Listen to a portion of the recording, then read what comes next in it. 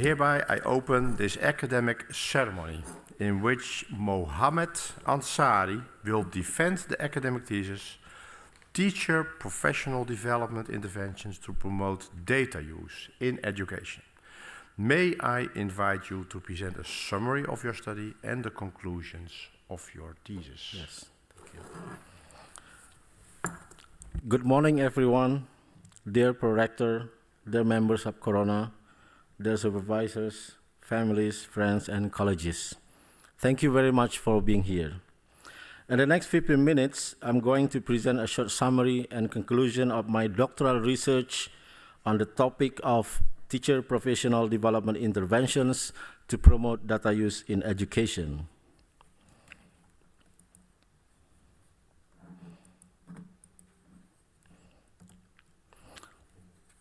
Globalization, technological innovation, and human migrations have encouraged people to communicate using a common language, such as English, which has become an important means of communication in many parts of the world, including in the virtual world.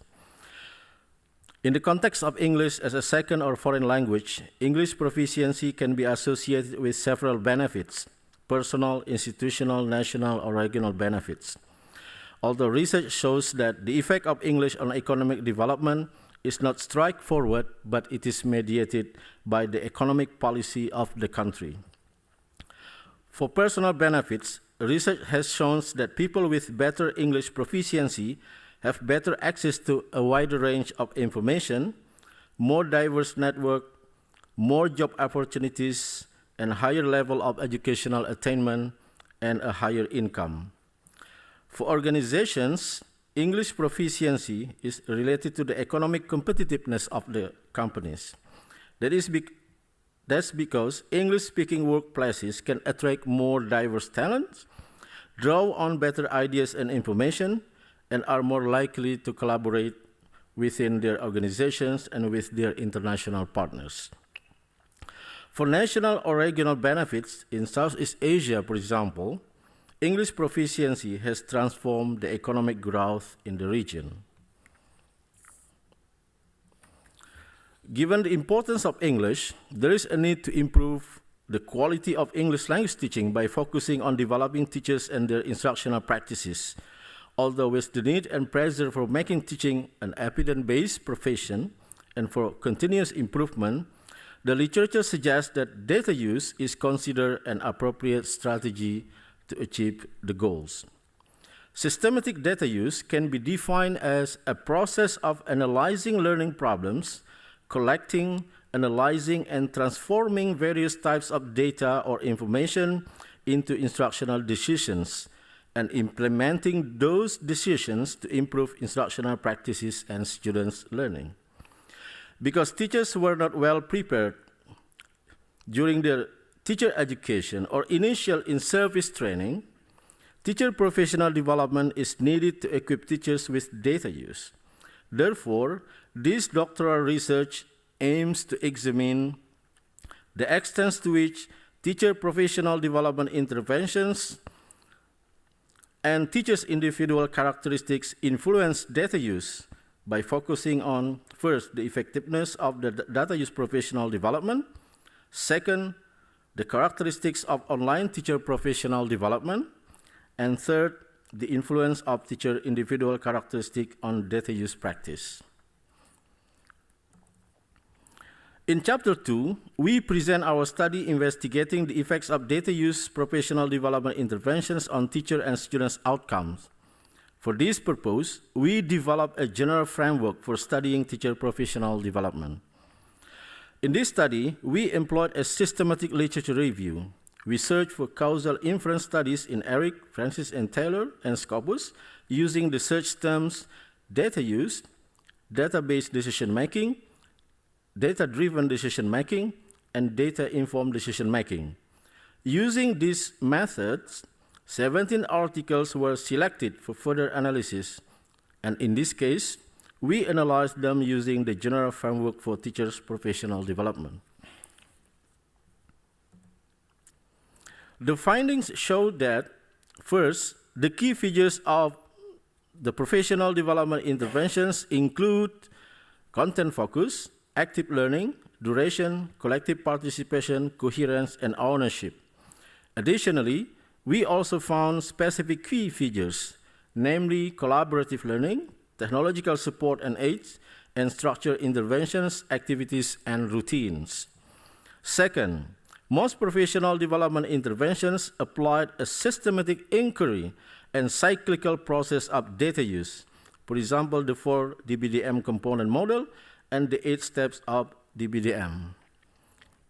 Third, the effects on teachers can be seen in terms of teachers' satisfaction, data literacy, attitudes, and beliefs in data or data use, while the intervention's effects on students are reported on subject-related outcomes. In Chapter 3, we report our study investigating the goals, dimensions, and conditions of data use professional development interventions, as well as their effects on students' outcome. We also developed a specific framework for studying data use professional development interventions for this study. In this study, we employed a systematic literature review and also a meta-analysis. Using Scopus, Eric, Francis, and Taylor, Springer, and Wiley Online Library, we searched for various types of studies to answer our research questions. For the meta-analysis, we focus only on the studies that employed randomized or quasi-experiments, as well as other relevant quantitative methods that provide input for the calculation of the effect sizes. The analysis of the 27 selected studies shows that 3 types of goals are present. These are conceptual, practical, and continual goals. The professional development interventions with conceptual goals normally target teachers' awareness and understanding of data use. The professional development interventions with practical goals aims to develop not only teachers' understanding, but also how to practice data use. Lastly, the professional development interventions with continual goals focus on how to sustain the data use practice within the school environment.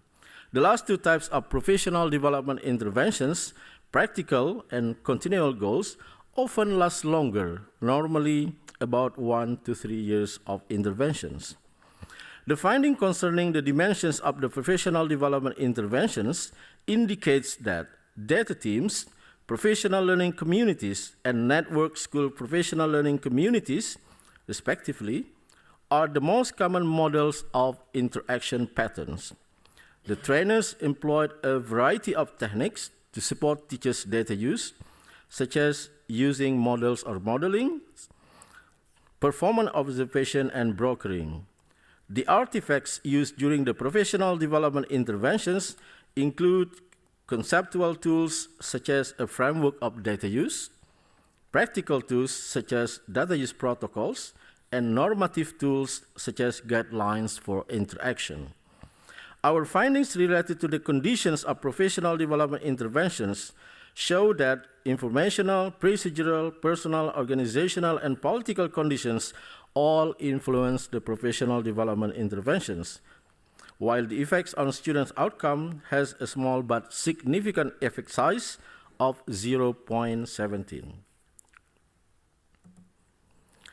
In Chapter 4, we report our study that examines the characteristics of online teacher professional development for data use by using a discrete choice experiment. To develop the attributes, we first synthesized the relevant literature to identify potential attributes that affect teachers' willingness to participate in an online professional development. The literature suggested 4 important attributes, namely format of interactions, type of learning materials, learning strategies, and recognition such as certificates of completion. In addition, we also conducted 2 focus group discussions to apprise the relevance of the attributes derived from the literature, and to identify other potential attributes and levels that represent the target population's perspectives and experiences. Because we are also interested in identifying teachers' willingness to substitute, we included cost as an attribute. Therefore, our discrete choice experiment had 2 additional attributes, and in total it consisted of 6 attributes with 2 levels. For a manageable survey, we developed a D-efficient design to create a minimum number of choice sets, which resulted in 8 profiles with 2 alternatives. The target samples were English teachers teaching at 58 state Islamic higher education institutions in Indonesia, while we initially got 356 responses, which is about 59% response rate, of which 26 respondents didn't complete the survey or disagreed to participate in the survey. The final samples were taken from 330 respondents, or about 55 response rates. To analyze the data, we used a mixed logic model to look at the relative importance of the attributes and the marginal rates of substitutions. The results show that teachers prefer online professional development interventions or programs using synchronous online interactions, programs that are free of charge, provide certificates upon completion, programs that are conducted over a short duration, and provide teachers with audio-visual learning materials. Furthermore, in our subgroup analysis, we find that teachers 41 years or older and teachers with less online professional development experience prefer collaborative learning. In addition, teachers aged 40 years or younger, male teachers, and teachers with less online professional development experience prefer certificates after their participations in the program. In Chapter 5, we report our study that examined the influence of teacher individual characteristics on the degree of data use practice. Based on our literature review, we obtained 6 predictors of teacher individual characteristics in the context of English language teachings that may influence teachers' practice of data use. These predictors include general English proficiency, data literacy, content knowledge, pedagogical knowledge, English for teachings, and attitudes toward data use. We surveyed English teachers at 58 state Islamic higher education institutions in Indonesia to collect the data. Roughly, we got a 43% response rate, but only 34% or 204 responses could be analyzed.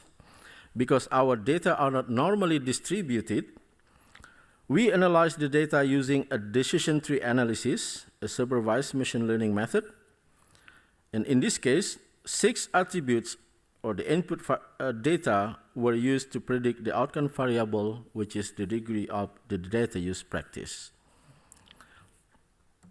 Here is the result of the analysis. The decision tree has an accuracy of 75%, precision of about 79%, and recall of 65%. The tree begins with a root node at the top, pedagogical knowledge, which represents the most influential attribute in determining the degree of data use practice, followed by the second and the third influencing factors. Overall, 5 out of 6 attributes predict the degree of data use practice: pedagogical ability, data literacy, content knowledge, English for teachings, and attitudes. Pedagogical ability becomes the best predictor, while the general English proficiency is not a predictor. In other words, teachers with more pedagogical knowledge are likely to practice data use more frequently. Based on our findings, we have concluded that, first, data use professional development interventions are promising, given that they have positive effects on teachers' and students' learning outcomes. Second, the effects can be associated with the core characteristics, structural characteristics, personal characteristics, and material characteristics of the interventions. Third, the intervention characteristics influence not only the effectiveness of the interventions, but also teachers' willingness to participate in the interventions. And the last, effective interventions improve teachers' outcomes, and these outcomes determine the different degrees of data use practice. Thank you. So now I'm give the floor to the pro-rector. Thank you. Thank you very much for your presentation. The opposition will now be opened by Professor Carla Haremans. She's a professor in education economics at the Chair of Human Capital, Educational Technology and Inequality, and she's based at ROA. Go ahead. Thank you, Mr. Chairman. Dear candidates, let me start with congratulating you with this dissertation and this very nice presentation as well. I enjoyed reading your dissertation very much, in which you look into teacher professional development interventions to promote data use. And I very much like how you've employed several research methods to look at these questions, such as a meta-analysis, a discrete choice experiment, and a decision tree study. And I would particularly like to congratulate you that you have already published 3 out of 4 of your studies, which is an excellent job. I think teacher professional development is a very relevant topic, not just for Indonesia, but of course worldwide. It relates very much to teacher quality, and we all know how much that relates to student performance. So it's great that you contribute to this important line of research. I also think it's really good that you use several methods of analysis and different research contexts. But of course, that also makes a couple of questions arise. Yeah. So the first question I would like to ask you concerns chapter 3, in which you perform a meta-analysis to study the effect of data use professional development interventions on student outcomes. And as you know, a meta-analysis is a review technique that relies on statistical methods. And in statistical methods, the number of observations is a huge factor that determines the quality of your analysis. And that is why I wonder a bit, in your meta-analysis, you use 10 studies, even though you have multiple analysis from each of those studies that you include in your meta-analysis, it's still 10 studies. And I wonder if that's enough to warrant enough statistical power to actually perform this analysis, especially if you look at your forest plot, which is figure 3.2 on page 90. You see quite a high correlation in the confidence intervals between the observations that come from the same published study. So that indicates that you cannot really see them separately from each other. And I was wondering if you can elaborate a little bit on how this, the relation between these observations in your meta-analysis coming from the same study, how that may have influenced the finding, the overall effect size that you report on in your study. Yeah. I'm looking forward to your response. Thank you. Dear highly esteemed opponent, thank you for your very good questions. Concerning the meta-analysis, we only relied on 10 studies, but I read from several literature and also followed some discussion forum that, for example, for the meta-analysis, 3 studies are enough, actually, although it is very small, actually. But normally, it's about 8 or 10 studies are also sufficient for the meta-analysis. But the more studies, of course, is the better the result will be. And in our studies, we only rely on 10 studies, and we think that is enough to provide and to analyze the data for the meta-analysis, although the result is small, but a significant effect size of 0.17. And for the second question, the studies that we selected for the meta-analysis is larger studies, actually, and the results are correlated with each other, but it's also better for us to analyze because they have provided more data from, for example, clustered data in the meta-analysis. Thank you. Can I ask a follow-up question?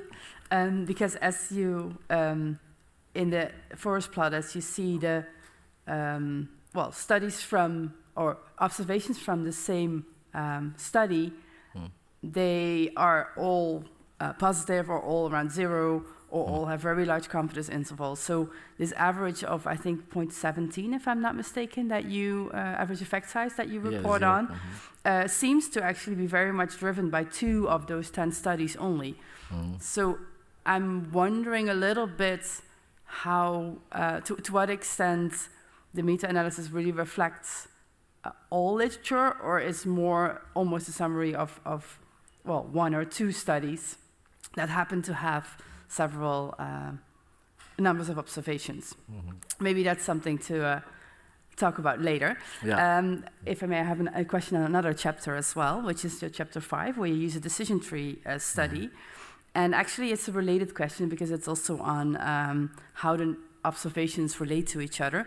You have 204 observations from 58 institutions, but you have several teachers from the same institution, or from same institutions in your data set.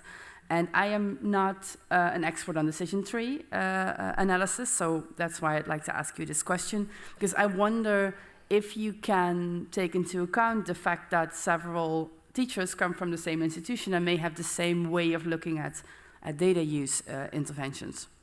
So can you explain how a decision tree analysis takes into account that relation between observations from the same institution, or if it cannot take that into account, can you elaborate a little bit on how that may have influenced your results? Thank you. Dear highly esteemed opponent, thank you for your question. Yeah, in chapter 5, we use decision tree analysis, which is supervised machine learning. So we use this method because our data were not normally distributed. And our samples were taken from representative samples of 58 Islamic higher education institutions. So most of the samples are distributed from those institutions, so they are representative in this case. And in terms of the method that we used, we only relied on 204 data sets, which is not a big data set actually. But in machine learning, we can rely on, for example, at least 100 data sets is also sufficient. That I read from some literature and also in discussion forum about decision tree analysis. And the samples that are distributed from the 58 institutions in Indonesia, we can say that they are all representative. So there is no, what we call it, similar perspectives on the response that they gave during the survey. And also, the result of our analysis also indicates that pedagogical ability is the best predictors, while the general English proficiency does not predict the teacher's practice of data use.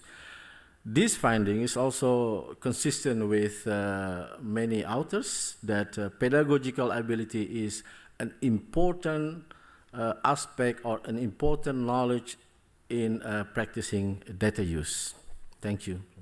Thank you very much. The opposition will now be continued by Professor Amirul Mukminin.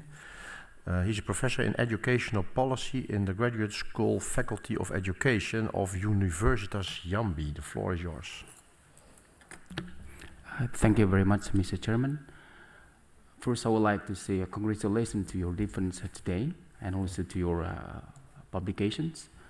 First, I would like to focus on the impact of the result of your study, because what you are doing, I mean, the research really touches what we are having right now, what we are facing, teacher education in Indonesia. Not only English teachers, like the focus of your study, but also teachers in general in Indonesia. So my first question, and if I have time to, I have a second question. My first question is, what are the impacts on teacher educational policy in Indonesia related to the findings of your study? What are you gonna do, I mean, in future or for your results? of this study? Yeah. Dear highly esteemed opponent, thank you for your question.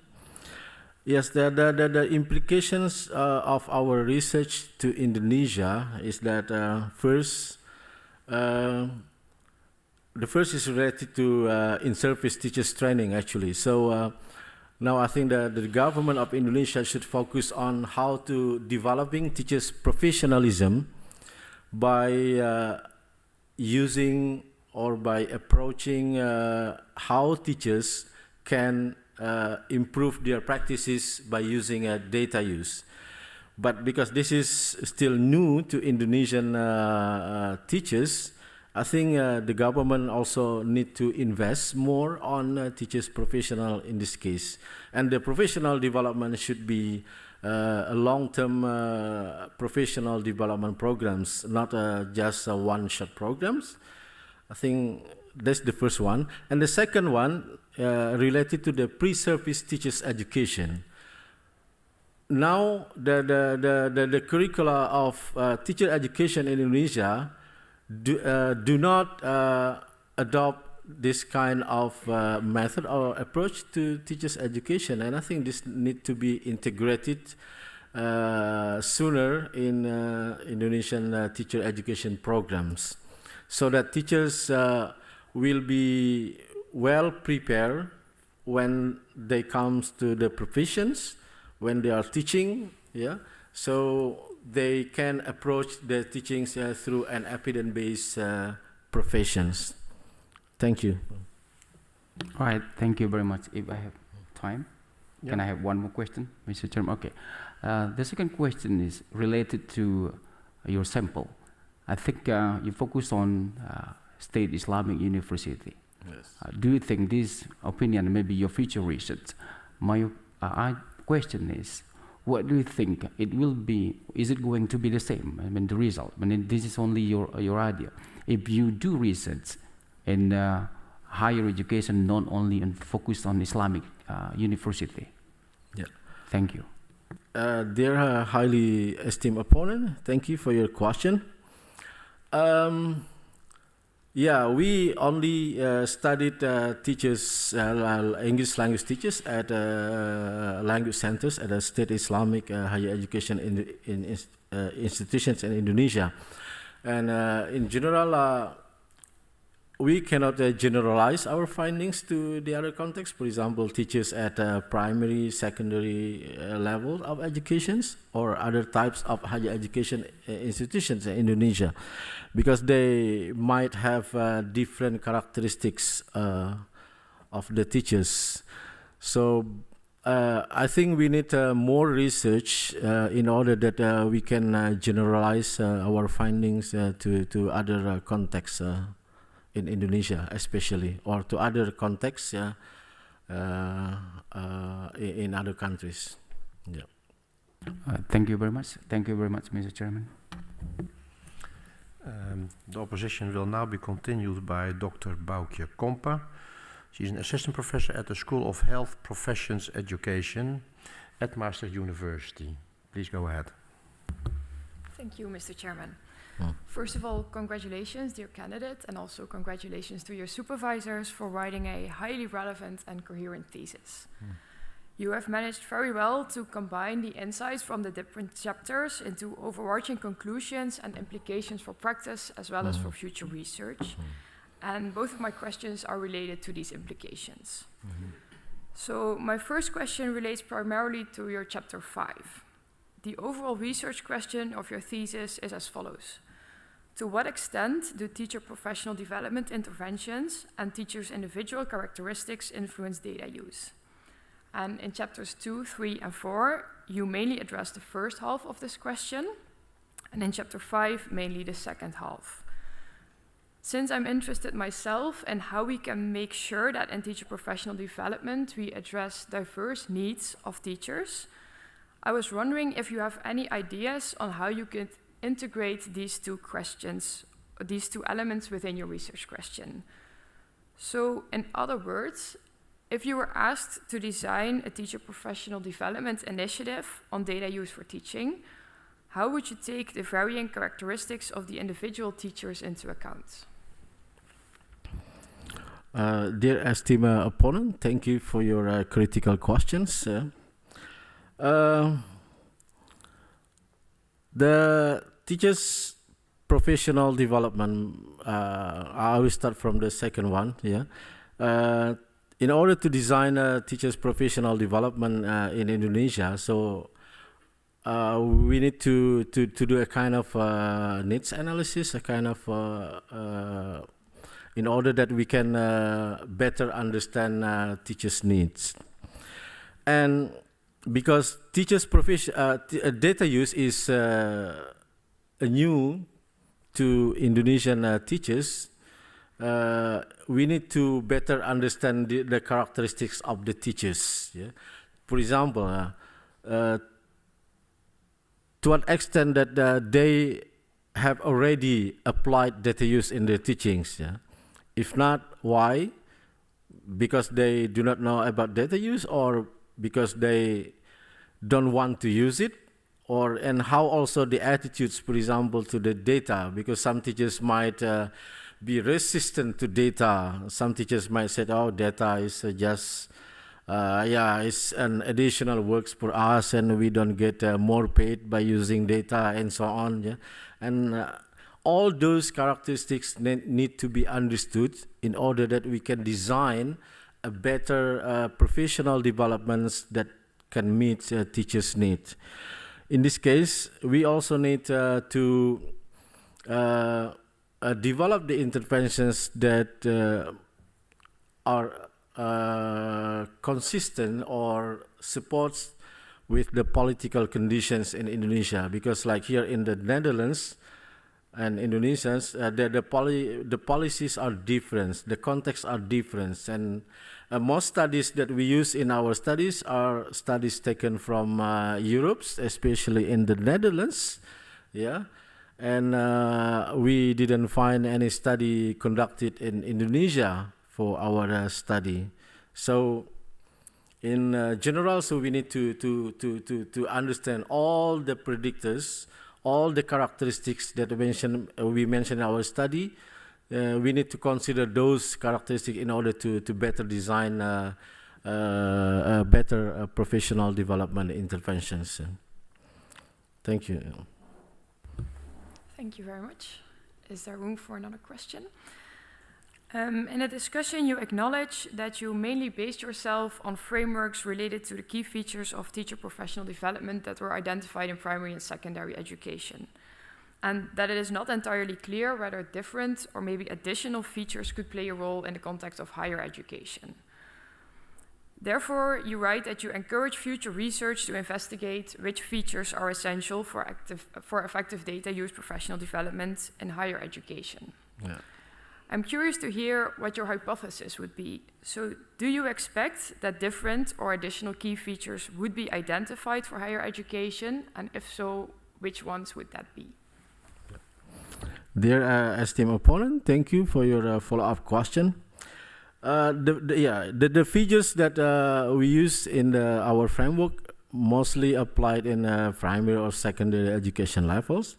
And in our study, we try to apply it to study those features in the context of higher education level. And we found that those characteristics are also workable in higher education because our study is at the language centers. So teachers are teaching English. So it's just like the way how they are teaching English at secondary educations. The difference is only the age of the students, which are older, of course, at a higher education level. But the way how they approach and the method they are using in teaching English are mostly similar to the methods or approaches they are using at lower levels, for example, at primary or secondary education. And those features are also effective in higher education level in terms of teaching English at a higher education. And in this case, because we studied professional developments for data use, we also found additional features that are important in data use professional developments.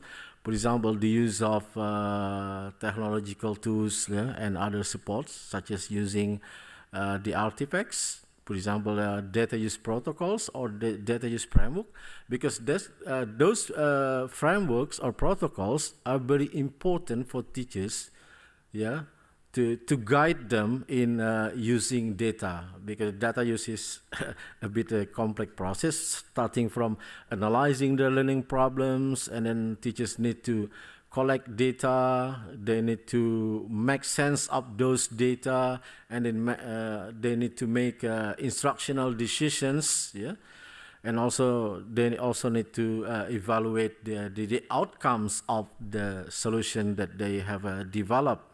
So those kind of frameworks, or protocols, are very important in guiding teachers in using the data in a collaborative learning environment.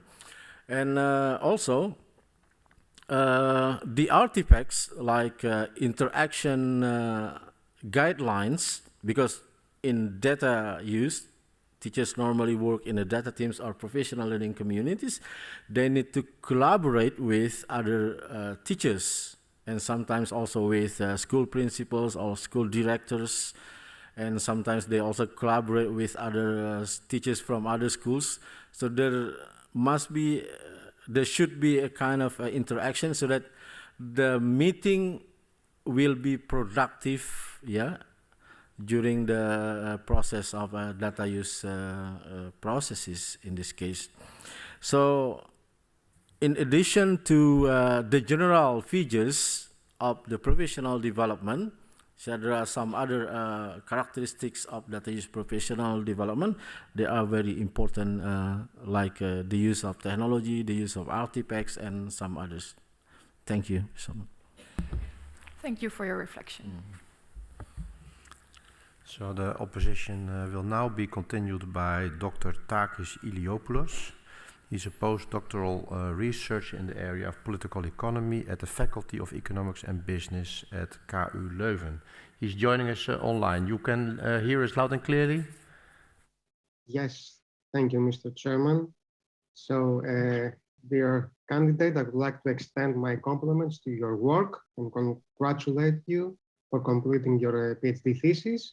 I'm aware that this day will be forever engraved in your memory. As for today, you are one step further to complete a lifetime goal and formally enter the academic community.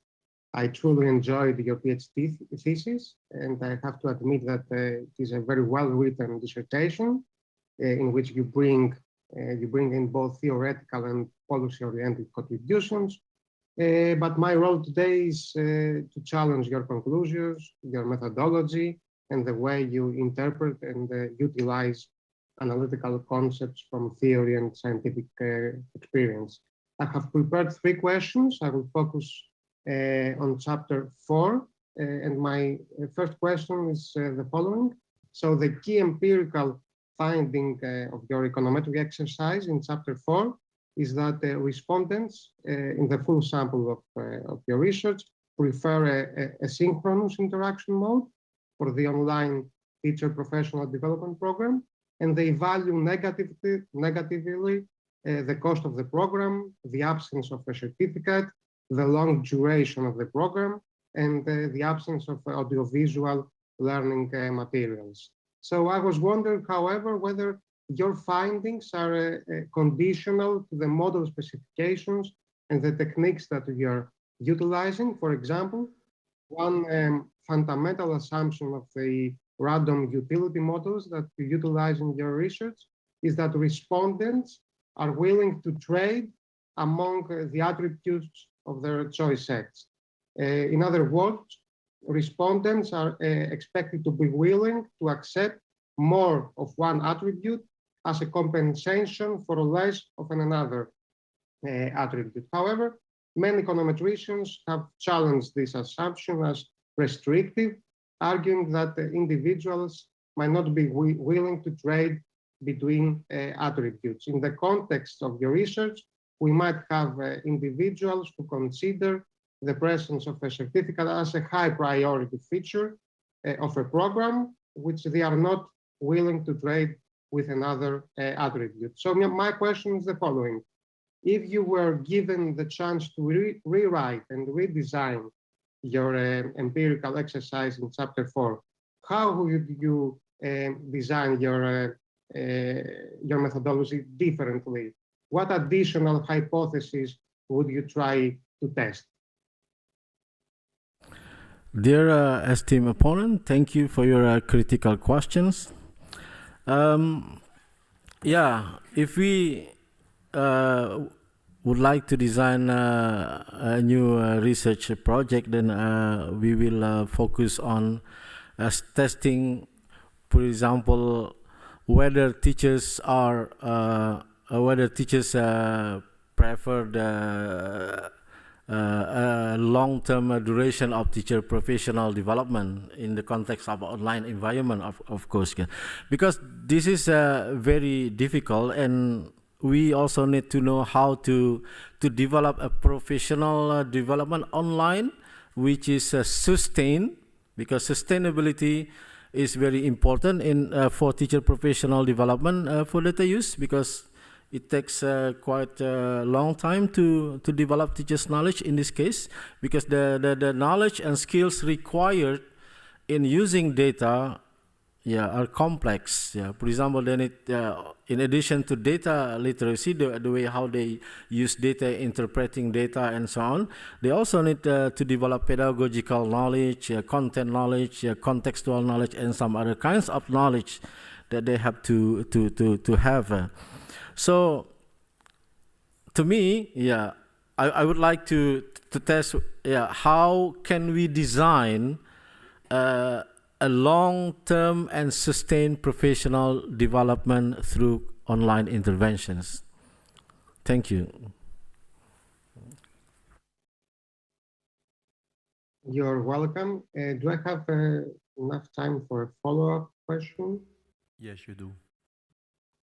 Yes, thank you, Mr. Chairman. So my next question would be on the policy implications of your research. It's close to Professor McMillan's question, but however, I believe that there is still room there for you to elaborate how your research could be useful in a policy-oriented context. So my question is a little bit provocative. So imagine for a moment that you are hired by the Indonesian National Teachers and Professors Association as a consultant for designing a program of professional development intervention for promoting the use of data in education. And in the upcoming meeting of this association with the Minister of Education and his official and his aides, you are asked to participate and respond to questions that might arise in this meeting.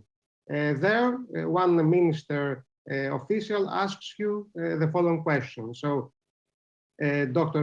Ansyari, given the many challenges that we currently face in Indonesia with respect to education, from strengthening the infrastructure and re-educating our personnel to encouraging the participation of socioeconomically disadvantaged groups, don't you believe that investing more money and more financial resources in developing teachers' capacity for data use as a luxury, given the context of our country?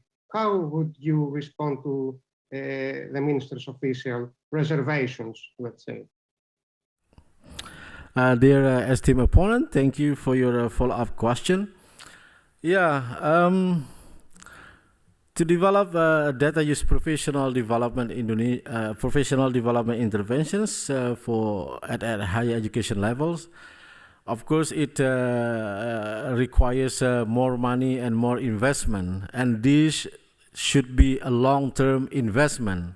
It's not a one-shot investment, and in order to do this, we need to collaborate and also need to communicate with relevant stakeholders, for example, policymakers at the Ministry of Higher Education, and also in this case, because Islamic higher education is under the Ministry of Religious Affairs in Indonesia. We need to collaborate and communicate better with them in order that they can support this program. And the second one, we also need to collaborate with the Association of the Language Centers, in order that they can also support this program. And I think the association is a better organizer in this case, because they know better, they have better connection all over Indonesia, and the investment can be very cheap at the first time, I think, because they can do step by step, from using an online platform. For example, they can use develop professional development, which is not really expensive, and it's also the scalability of the intervention is also wider. And the third one, each universities can also invest, for this professional development, for example, by providing small amounts of budget to each teacher in order that they can develop their professionalism in using data through online professional development.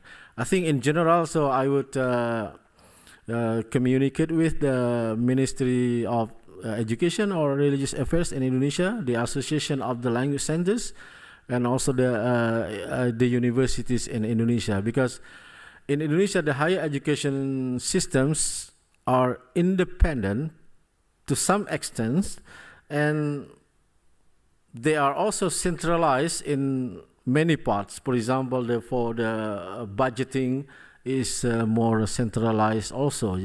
Only very few universities are completely independent in Indonesia. So between these political conditions and realities, in each universities should be considered when designing an online professional development interventions.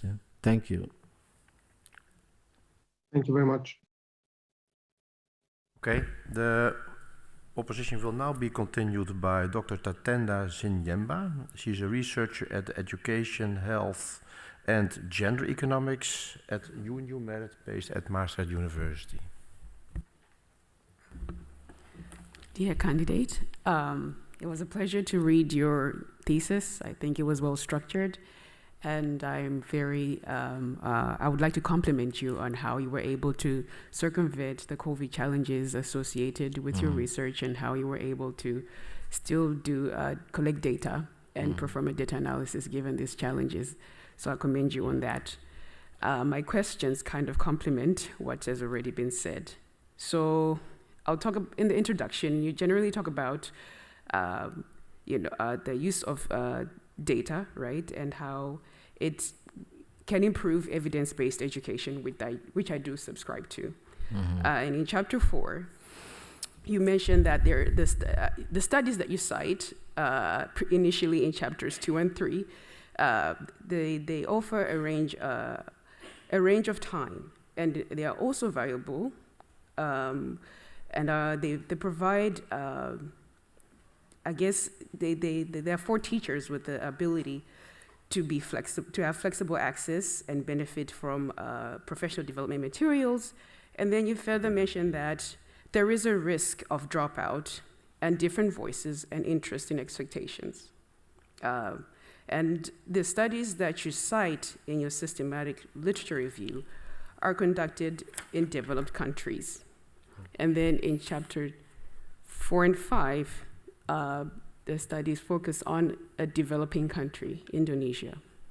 And also in chapter 2 and 3, it appears that the studies are focusing on the secondary and primary education context.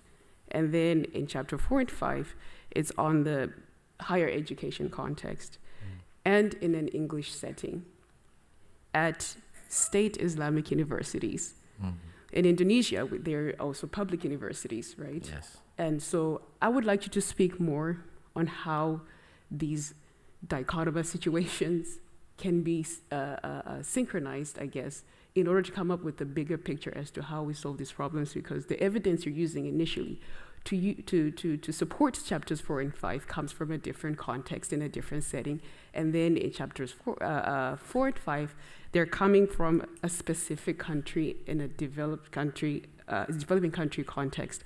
Why I really ask this that I teach online sometimes students who are in developing countries, and they have challenges that they face in terms of connectivity, being time poor, right, due to a long commute times, traffic congestion, etc. Some family responsibilities that otherwise don't exist in certain countries, and some social commitments that don't exist in other countries. And then you're proposing online education as the way forward. So I'd also like for you to kind of talk about how these differences can be mitigated.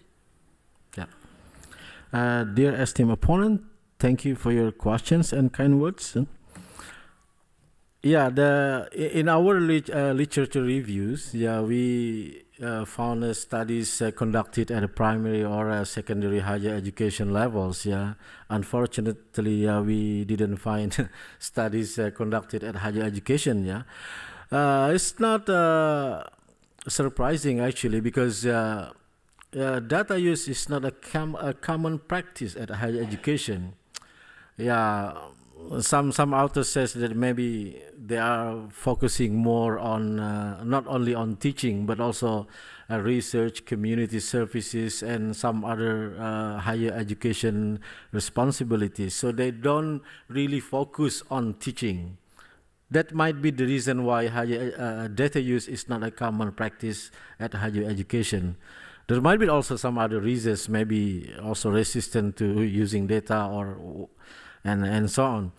So in this case, because our literature review relies on studies conducted at primary and secondary higher education level, while our studies also conducted in Indonesia, which is at higher education level.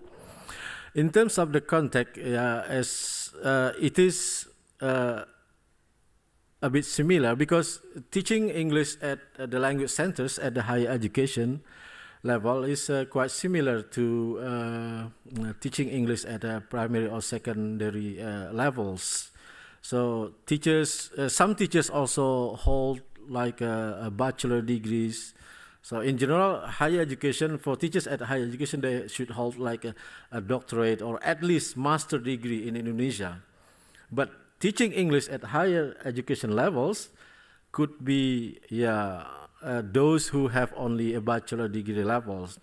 So the qualification for teaching English at higher education, at Islamic higher education institution in Indonesia, are similar to those teaching at primary and secondary levels. So in terms of the context and the characteristic of the instructions, is quite similar. So for the data use professional development interventions at higher education, we rely mostly on the literature conducted also in primary and secondary education level. Because we didn't find much literature about data use in higher education level, and also we should rely on this because these are the existing literature that can inform our decisions or provide insights into developing professional development interventions.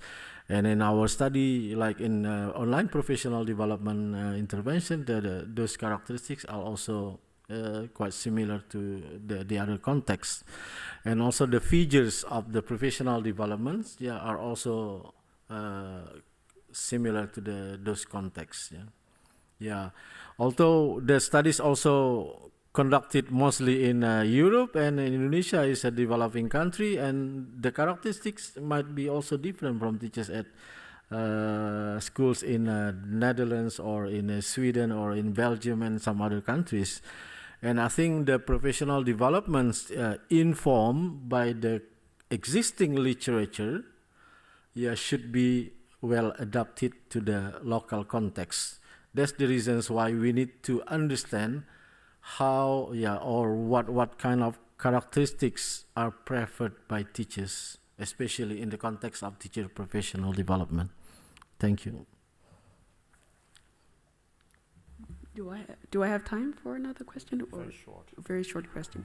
I wanted to just ask you whether you think it's feasible to actually start the training on data use at the initial teacher training level, maybe at the bachelor's level, and is that feasible in the Indonesian context? Because pedagogical expertise, whether it's nature or nurture, we don't know, but do you think that this is something that can be taught at that level? Dear esteemed opponent, thank you for your follow-up question. Yeah, it's a very good question. Yeah, because it's related to teacher education, pre-service teachers education, and I think that what I need to do after this, yeah, I need to communicate with relevant stakeholders after this, because I also sometimes get involved in the curriculum development at higher education levels. So this. Actually, we need to communicate with the designers of the curriculum at higher education level, especially the language centers, yeah. And I'm also part of the association of the language centers, so we will discuss more about this finding. And I also have shared these findings to the associations, and they are very interested in our findings, because this can be a longer plan for the language centers to develop professional development, and also to integrate data use into pre-service teachers education. Yeah? But the data use must not be an independent course, like data use for teaching 2 credits or 4 credits, but it should be integrated into existing courses. Why? Because in Indonesia, I think the curriculum is also overloaded. So we need to integrate it into teacher education programs wisely into existing courses, maybe 1 or 2 related courses within existing teacher education programs. And I will communicate, and will do this after this to promote how data use can be integrated into teacher education and also into teachers' practice in schools, in order that teaching can be an evidence-based profession. Thank you so much. So the opposition will now be continued by Carla Halemans, but she's going to ask a question on behalf of Kim Schildkamp, who cannot be here, but she was also a member of the assessment committee. Yeah. And Kim is a professor at the Universiteit van Twente. Please go ahead. Thank you, Mr. Chairman. Yes, on behalf of Professor Dr. Kim Schildkamp, who unfortunately couldn't be here, I'd like to also congratulate you on the thesis. And she says it's a very relevant and timely thesis, which she read with great pleasure. By conducting a literature and meta-analysis, which both have already been published, the thesis makes a great contribution to the field. And also the surveys conducted in Indonesia provide us with new knowledge. But of course, as every good thesis has, she has a couple of questions. And I'd like to start with a question she had on chapter 4. She says, looking at online professional development is very timely, very relevant. However, she wonders if there are not more shades and forms of online professional development than what you describe in your thesis. For example, different forms of blended learning, micro-lectures, different forms of hybrid education, online education. And the second thing she wonders is whether it's really helpful to focus on the preferences of respondents. She says the preferences might not be the most effective way of doing professional development. For example, her own students, they prefer old-fashioned lectures to just sit and listen. That doesn't mean that that's the best for them. From research, we know that that's not the best way to learn something.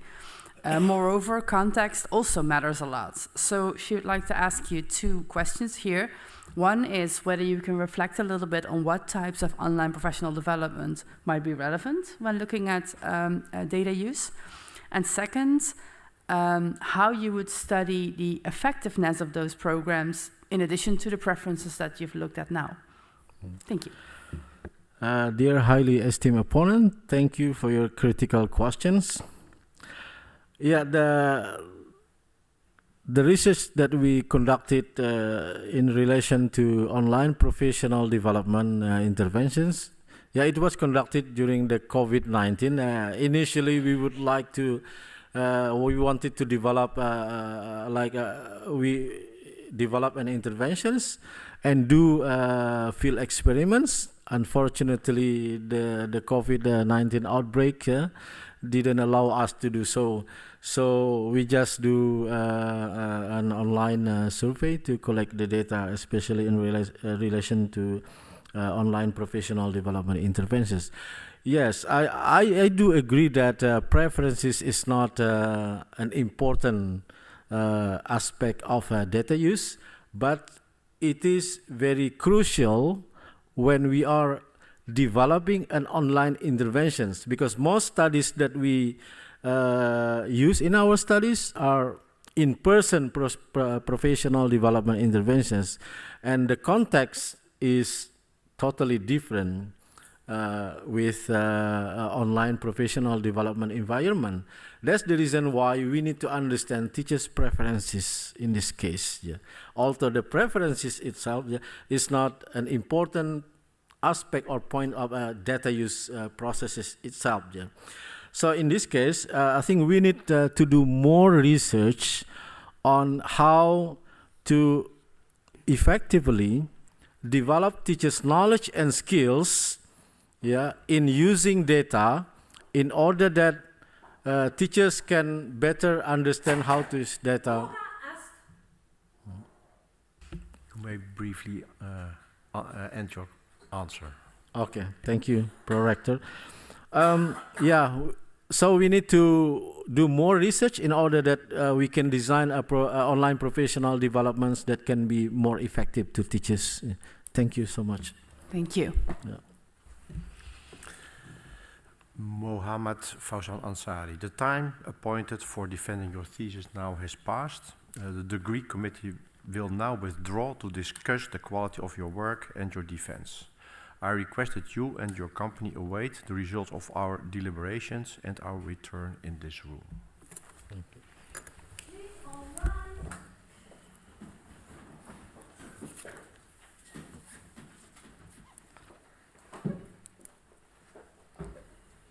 Thank you. The PhD defense has now ended. The degree committee will debate the candidate's performance behind closed doors.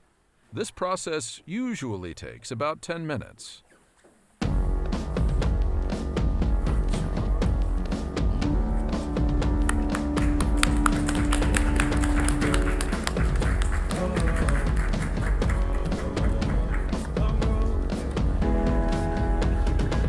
Long road to the south side, 7 miles in my rearview mirror. I know what it felt like. My goals only getting clearer. East side to the west side.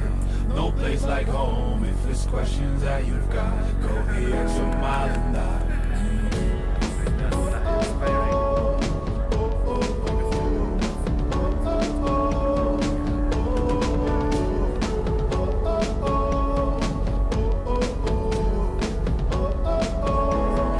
I know what's on the line. I know you know that I can't read your mind. Years can't fly by now, don't waste all your time. Cause I'll go the extra mile. Long road to the south side, 7 miles in my rearview mirror. I know what it felt like. My goals only getting clearer. East side to the west side. No place like home. If it's questions that you've got, go the extra mile and die. On the dash, got my laces tied. Long road, I don't waste no time. Break rules because fate decides. With the team and we chase the light. I make a move, fall down, shake it off. I hate to lose, bad brands, break it off. No room for negativity, praise and love. Prepare for deep part cause we're taking off. Traveling so far from gathering knowledge, other connections.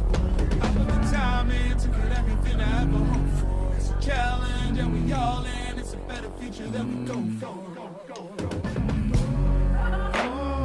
Even though these nights seem long, I know that I am never on my own. Know you've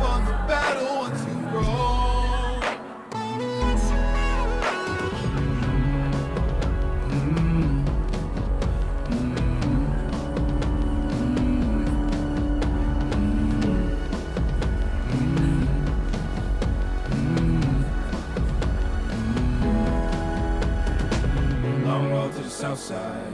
10 miles in my rearview mirror, I know what it felt like. My goals only getting clearer, east side to the west side. No place like home, if it's questions that you've got, go the extra mile and not. Long road to the south side, 10 miles in my rearview mirror, I know what it felt like. My goals only getting clearer, east side to the west side. No place like home, if it's questions that you've got, go the extra mile and not.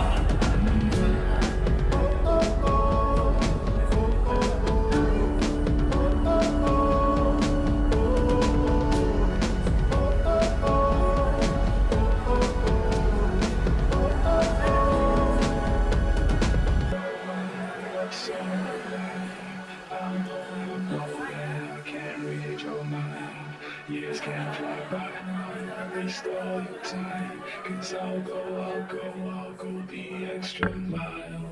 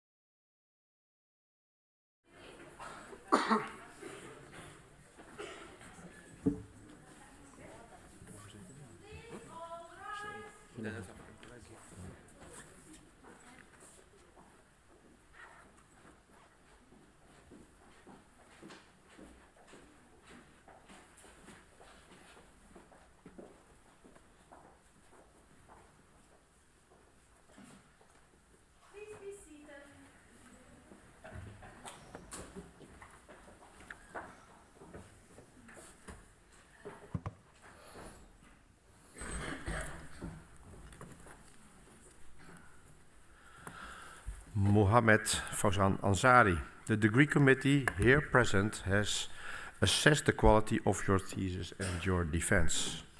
In view of its positive verdict and taking into account your previous qualifications, the degree committee has decided to grant you the degree of doctor. Professor Groot is authorized to confer upon you this academic distinction in accordance with Dutch university custom. I invite your supervisor to now take the floor. You will do that.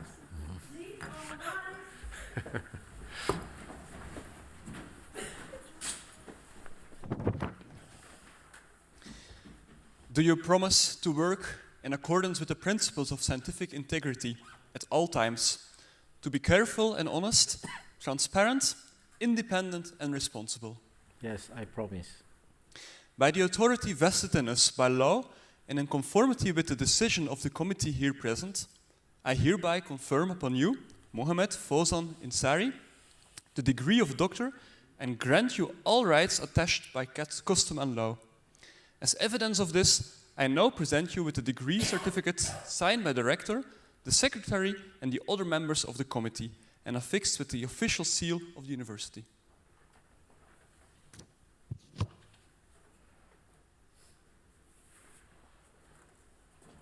Congratulations.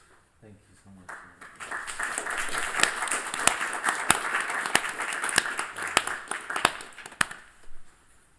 Please be seated.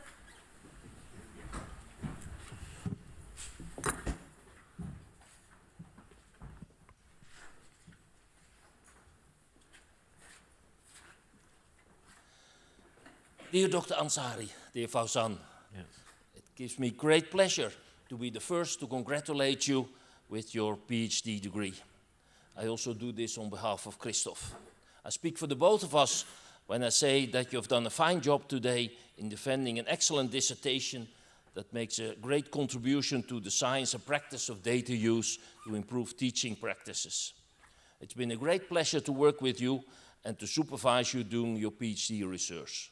The shine of your dissertation and your defense today also reflects a bit on Christoph and myself. We glow in the light of your sun. Your study has increased our knowledge and insight on the use of data to improve teaching practices. It shows how data can be used to improve instruction and consequently learning outcomes. It also shows that teachers, more specifically English language teachers in Indonesia, may lack the knowledge and skills to use data to improve their instruction, but that they are mostly willing to use a more evidence-based approach in their teaching.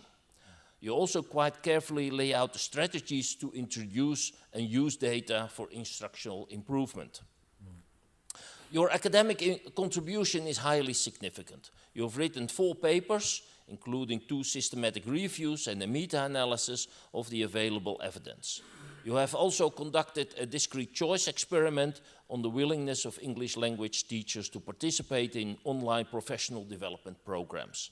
And you have applied a supervised machine learning approach to analyze the impact of data literacy, content knowledge, pedagogical knowledge, and English proficiency on instructional data use. 3 of the papers have already been published in very good academic journals, and the 4th one will surely follow soon. The 3 published papers, although recently published, are already being cited by others. This is a great achievement, considering that you also collected all the data for your dissertation yourself by conducting 2 surveys in Indonesia. Your dissertation also applies a range of research methods, from systematic reviews and meta-analysis to sophisticated econometric analysis on survey data. You've learned a lot of new econometric techniques, and you have developed yourself into an all-round and experienced researcher. These research skills will undoubtedly be put to good use and help in the training of junior researchers at your university in Indonesia. You're a cosmopolitan researcher with your roots firmly in Indonesia, more specifically at the State Islamic University of Sultan Sharif Qasim, Riau. What is also important to mention is that you completed your dissertation in less than 4 years' time. You came to Maastricht and started your PhD research in February 2019 and finished your dissertation in the fall of last year. On top of that, you also worked on the project by the International Telecommunications Union on digital skills development, which I believe also played a role during the G20 summit in Indonesia a few months ago. You also presented your work at various conferences around the world. Given your research output, this is a great accomplishment that not many PhD candidates are able to match. This is especially the case since your work was interrupted by the corona pandemic, like for most of us, and you had to work from home. On top of that, during the period of the school closures, you also had your 4 sons. Well, children, but they're a nice bunch of sons who were very attentive, although perhaps also a bit bored by what Papa has done all these years. But they, of course, are the main beneficiaries of the data use instructions that the teachers may provide to them, so that to better listen. I can well imagine that the lockdown and the school closures was not always conducive for your productivity. Especially not with boys, and what that, in that respect, perhaps a bit more accommodating. Although I must immediately add to that we as supervisors never noticed any slowdown in the pace of your work. When I look back on it, it strikes me how you worked quite independently. For each of the papers that you have written, the 3 of us, Christoph, you and I, would brainstorm about the topic and the approach. I believe especially the survey techniques like the discrete choice experiment and the econometric techniques like the decision tree decision model were quite novel for you, and that you had developed your knowledge and skills in applying them in your work. We usually had a couple of papers that have used these techniques for inspiration. We send them to you, and then you quite quickly managed on your own, to develop the questionnaires and the statistical analysis based on that. With hindsight, it all seemed to be quite easy for you. Also, the draft you sent us to read and comment upon were usually quite well developed. And that's quite commendable that you've done so independently and with so very little guidance and instruction from us. It's not always that instruction is so apparently so needed. Self-study is also a very important factor of increasing your knowledge. Finally, let me again congratulate you, Dr. Ansyari, with your excellent achievement also on behalf of Christoph. Your research has filled an important gap in our knowledge on the use of data to improve quality of teaching. I also want to take the opportunity to thank the members of the assessment committee for their effort and work in evaluating your thesis and in providing opposition here today. I also want to extend our congratulations to your wife and your children and your other family and everyone else here present today who has taken the time to watch the live stream and virtually celebrates this joyful event here with you today.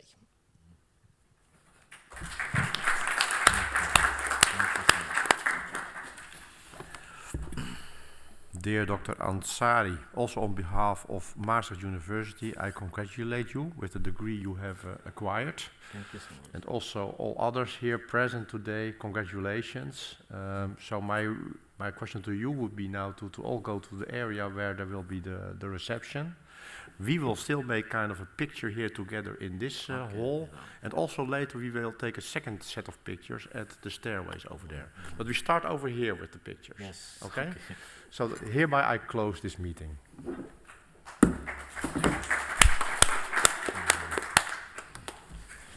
Kita foto dulu. Ya.